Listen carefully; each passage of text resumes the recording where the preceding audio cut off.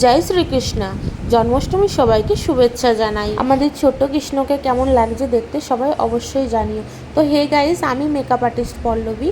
তো দেখো, আমি এখানে কৃষ্ণর পাগড়িটা রেডি করতে বসেছি, কারণ ড্রেসের সঙ্গে যে মুকুটটা এসেছিল সেটা আমার অতটা পছন্দ হয়নি।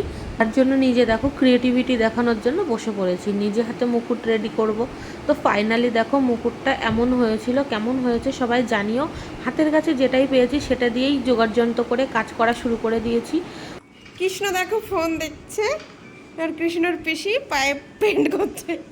ওর পায়ে যদি আমি পেন্ট না করে যদি আমি আলতা লাগিয়ে দিই, কী করবে বলো তো? ছোট মানুষ তো, পুরো সারা জামা কাপড়ে পুরো আলতা লাগিয়ে চলে আসবে।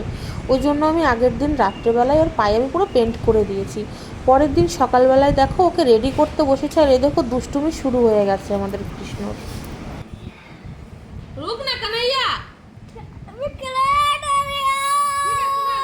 रुक जाओ बेटा, रुक जाओ। अच्छा दिखना है ना सबसे। ফাইনালি আমাদের কৃষ্ণ পুরো ফুল রেডি হয়ে গেছে। কেমন লাগছে দেখতে সবাই অবশ্যই কমেন্ট করে জানিও। আর ভিডিওটা ভালো লাগলে লাইক কমেন্ট শেয়ার করে দিও। আজকের লুকটা আমাদের কৃষ্ণার কেমন লাগছে দেখো। ওর ভিডিও করতে প্রচণ্ড অ্যালার্জি, আর ফটো তুলতে তো আরও অ্যালার্জি। দেখো একদম শুরু হয়ে গেছে, ভিডিও করতে দেবে না, ফটো তুলতে দেবে না। অনেক কষ্টে ভিডিওটা করেছি। আজকের ব্লগটা কেমন লেগেছে সবাই অবশ্যই কমেন্ট করে জানিও। আর ভিডিওটা ভালো লাগলে লাইক কমেন্ট শেয়ার করে দিও।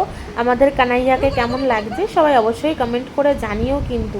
তো ফাইনালি ওর লুকটা এমন ছিল। তো দেখো আমাকে একটাও ভালো করে ফটো তুলতে দেয়নি। দেখা হচ্ছে তোমাদের সাথে পরের কোনো ভিডিওতে। টাটা, সবাই ভালো থেকো, সুস্থ থেকো, বাই বাই।